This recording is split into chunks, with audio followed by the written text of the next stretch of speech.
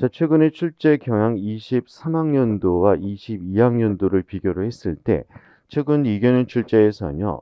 굉장히 유사했습니다. 난이도는 평균 점수가 원점수 기준 23개입니다. 뭐 23.2 정도 됐으니까요. 거의 23개. 그런데 여러분들이 생각해 보시면은 40개 중에서 23개예요. 그러면 100점 만점으로 환산하게 되면 50점대입니다. 50점대 후반으로 나오기 때문에 그런데 뭐 대학에서 최고 성적을 다 맞는 굉장히 좋은 그런 성적을 가진 학생들의 평균이 50점대입니다. 자, 눈치를 채셨죠? 굉장히 어려운 시험입니다. 일반 상식적으로 해결되지 않는 문제가 다수 포함이 되어 있습니다.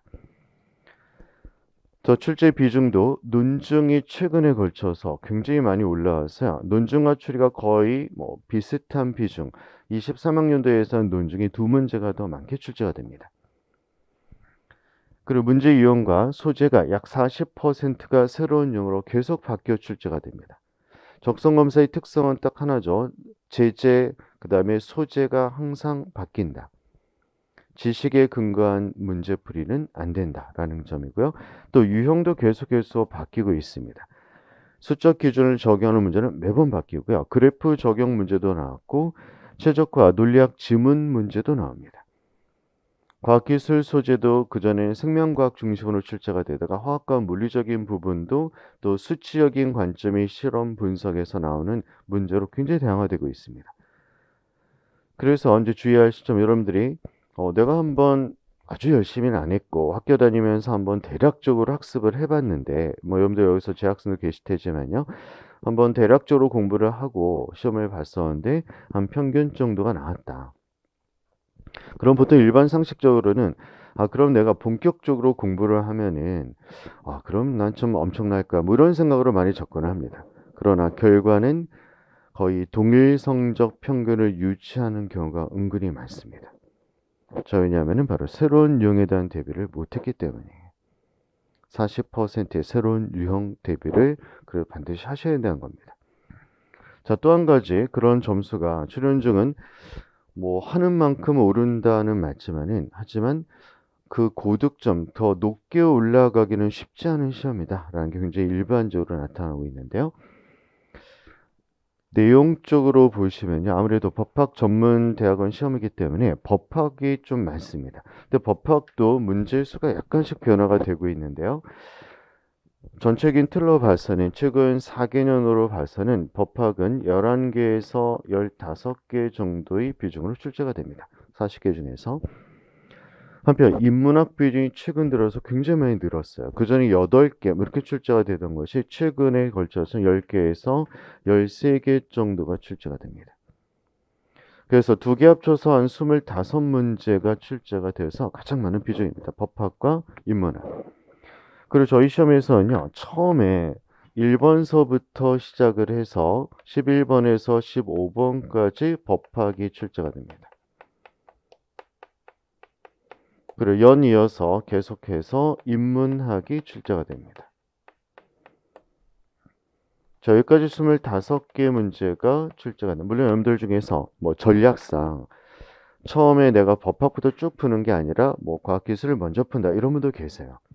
근데 일반적으로는 비중이 크기 때문에 보통 앞부분에서 또 뒷부분에서는 사회과학, 뭐 경제학, 수리, 추리가 나오고요. 논리학, 퍼즐, 과학기술이 있어서 인문사 해결에서 좀 부담되는 과목이 뒤에 집중이 돼 있어요. 그래서 앞부분에 보통 먼저 하시는데 주의할 것은 그래서 뭐 여기까지 쭉 진행하는데 지문 자체가 굉장히 어렵다. 지문이 그 무슨 뜻인지 모르겠다라는 문제는 몇 개 없습니다. 충분히 읽을 수가 있어야 하지만 자, 저희 시험의 또 한 가지 중요한 점은 문제 하나당 3분 이내에 끝내야 됩니다. 이게 이제 핵심적인 포인트입니다. 정확하고 빠르게 풀어야 된다는 겁니다. 그래서 만약에 앞에 부분에서 굉장히 집중을 하고 인문이기 때문에 아무래도 논증이 많습니다. 글의 지문이 굉장히 정보량이 많은 글 지문이 있어서 집중하시다가 요 시간을 분배를 못했다. 그런 뒤에 부분은 못 푸는 경향이 굉장히 많습니다. 현실적인 방법, 그러니까 여러분들이 효율적인 방법을 얘기할 때는 어떻게 하면 3분 이내에 정확하게 맞출 수 있는 능력을 내가 가질 수 있는가 여기에 집중을 하셔야 됩니다. 자, 내용적인 부분에서 한번 확인해 봤고요. 그리고 사회과학과 과학기술은 6개씩 동일하고요. 논리학은 3개에서 4개 정도 논리 퍼즐이 출제가 되고 있습니다. 자, 전적인 점수 분포도도 전문대학원 협의회에서 나온 것을 바탕으로 자, 그래프로 한번 작성을 해봤는데요.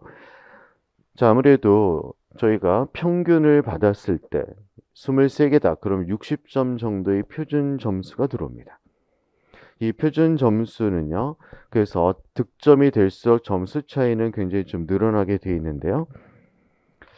자, 그래프 맨 끝에 보면 굉장히 소수로 들어와 있죠. 자, 평균 23개, 표준 점수 60점을 대고요. 문제 원점 산하 약 2.2 정도씩 올라갑니다. 그래서 80점이 되면 33개 이상이 됩니다. 근데 평균에서 얼마나 벌어지죠? 20점이나 벌어집니다. 그래서 80점 이상을 받은 고득점이다라고 얘기가 시작하는데요. 33개입니다. 그리고 실제 33개 이상을 받은 전부 학생 수는 590명 정도로서 상위 5개 로스쿨의 인원에 들어올 수 있게 됩니다. 고득점이죠. 그리고 근데 여기서 재밌는 것은요. 2개 정도만 더 맞으면 85점 정도가 되는데 130명밖에 안 됩니다. 자, 2개 차이로 여러분들 보시면 590명에서 130명, 즉 우리나라 최고 로스쿨의 정원에 들어올 수 있게 된다는 겁니다. 만점을 받으면 95점까지, 그러니까 평균에서 무려 35점의 갭이 생깁니다. 그래서 그만큼 어려운 시험이라는 것이죠. 로스쿨에서는 이러한 출연중 시험을 굉장히 좋아합니다. 왜? 편차가 확실히 벌어져서 실력을 그대로 알 수 있기 때문에. 요새 로스쿨 교수님들한테 물어보면요. 그전에는 이 적성 시험에 대해서 조금 불만을 가진 교수님도 있고 했습니다. 근데 지금은 현재 못 인정합니다. 굉장히 잔인합니다. 객관식 시험의 답을 맞추면 적성이 있어요. 못 맞추면 적성이 없습니다. 그것도 고득점의 기준을 보시면요. 33개 이상이 뭐 안에 드는 거는 보통 30개 이상이 기본으로 고득점 시작이라고 보통 얘기하는데요. 30개 이상이면 표면상 10개나 틀려도 돼요. 그렇죠. 좀 여유가 있게 생각을 듭니다만, 하지만 실제로 이제 경험을 하시게 되면요. 그만큼 어려운 문제의 비중이 10개에서 12개, 많게는 15개 정도가 어려운 문제를 하는데, 그런 어려운 문제를 하나 또는 2개, 3개를 더 맞추기 위해서 정말 엄청난 노력을 하셔야 한다는 겁니다. 일반 상식으로는 도저히 맞출 수 없는 문제로서 구성이 되어 있기 때문입니다. 따라서 객관식 시험에도 이만큼의 엄청난 변별력을 가질 수 있다. 그래서 여러분들의 목적은 물론 처음에 시작하실 때는 그렇죠. 35개 이상. 근데 말이 35개 이상인데요. 어느 정도 수준이냐면 아까 법학, 인문학, 논리학, 그다음에 사회과학, 과학기술 5개 분야에서 가장 어려운 거 한 개씩만 틀고 다 맞는다. 35개입니다. 이게 쉽지 않은 시험입니다. 그래서 처음에 각오를 하실 때는 만점 도전을 진행을 하고요. 만점 도전을 진행하면서 한 개도 놓치지 말고 꼼꼼히 내가 내 실력을 올려보겠다. 일단 이 마음을 가지셔야 되고요. 두 번째, 내가 이미 알고 있는 것을 한번 알아보겠다. 여러분들 실력 편차에 대해서는 굉장히 뭐 고민하지 않아도 되는데요. 지금 시작 단계에서 아무 의미가 없기 때문입니다. 그 시작 단계에서 내 실력을 무조건 올리겠다고 생각하는데 학습 전략상 내가 만약에 지금 현재 가지고 있는 실력이 어느 정도인가를 한번 측정해 보는 것도 굉장히 중요합니다. 자, 왜냐하면은 예를 들어 자, 법학, 그다음에 인문학, 사회과학, 논리학, 과학기술. 자, 제재별로 이렇게 나누고 있는데요. 여기서 내가 자, 이 정도 올라오는 게 상위권의 기준이다 할 때 지금 현재 실력이 얼마만큼인지를 보는 게 중요합니다. 예를 들어 법학 같은 경우 내가 한번 테스트를 해봤더니 자, 굉장히 좀 충분하게 올라와 있는 상태다. 자, 그런데 인문학 부분에서 어느 정도 이렇게 올라온 상태고 사회과학에서 어느 정도 올라왔는데 논리와 과학이 굉장히 떨어진다 그러면 여기에 집중을 하셔서 올리는 게 학습적인 전략에선 정확한 전략이에요.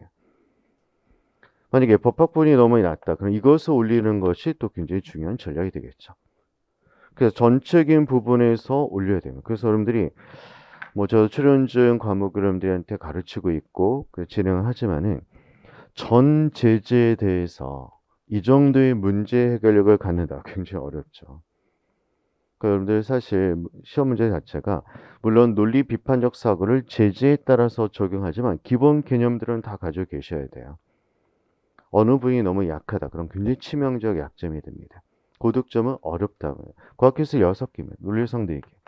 합치면 10개예요. 이것 빼고 다 맞는다? 근데 이 안에서 수리 계산형 문제도 또 포함이 되어 있습니다. 그래서 어느 하나를 포기하거나 어느 하나에 너무 집중하는 것은 굉장히 위험성을 내포할 수밖에 없다는 겁니다. 골고루 잘 하셔야 돼요. 그래서 어떻게 보면 굉장히 좀 천재적인 두뇌를 뽑는다라고 생각하셔야 되는데요. 그만큼 여러분들이 부족한 부분에 대해서 노력하는 것이 필요하다는 겁니다. 본인에 대해서 정확히 아셔야 되고요. 자, 최근 출제 경향에서 주의할 점은 바로 인문학 부분에서 논증이 아까 인문학이 13개 출제가 됐다고 했는데요. 이 중에서 논증이 11개입니다. 거의 대부분 논증 출제가 되고요. 그 중에서 4개에서 5개 정도는 굉장히 높은 난이도 출제가 됐습니다.